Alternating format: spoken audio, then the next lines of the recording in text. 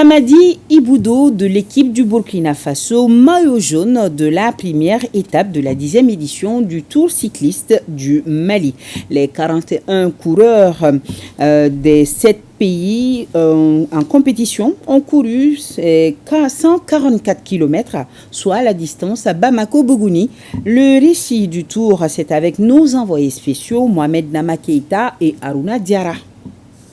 Top départ de la 10e édition du Tour du Mali du cyclisme a été donné ce matin à Banankoro à la sortie de Bamako avec 41 coureurs. Et c'est le vélo du Burkinabé Mamadi Iboudo qui a franchi en premier la ligne d'arrivée à Bougouni devant un public en liesse. Il est suivi de celui de Yaya Diallo et Daouda Djiré du Mali. Otmani Mehdi du Maroc et Moussa Togola du Mali portent les maillots verts. Et nous sommes ravis de cette reprise du Tour du Mali et je voudrais au nom de l'ensemble de la population de la région exprimer notre profonde gratitude à Monsieur le ministre de la Jeunesse et des Sports, à l'ensemble des membres de la Fédération malienne de cyclisme et surtout à l'Union cycliste internationale. Vous savez qu'en venant de ces ans de compétition, il faut faire une préparation.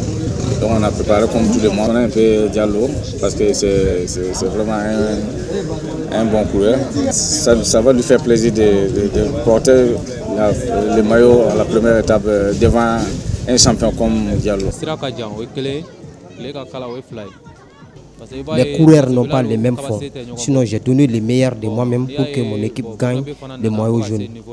Mais rien n'est perdu, ce n'est que partie remise. Demain, nous courons chez nous. Au départ de la course, le ministre en charge des sports a pédalé en compagnie du président de la Fédération malienne du cyclisme avant d'inviter les participants à faire de cette course une fête sportive.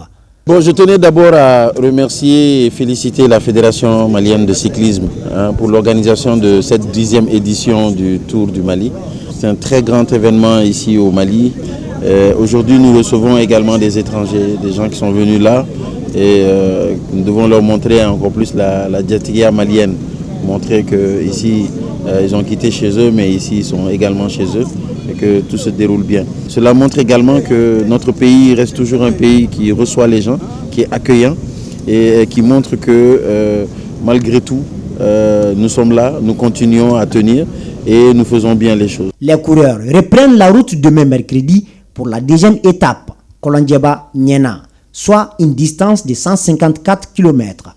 Deuxième de cette première étape, Yaya Diallo, vainqueur 2017, arrive chez lui à Niena demain, sur son épaule de l'espoir des 3 équipes maliennes.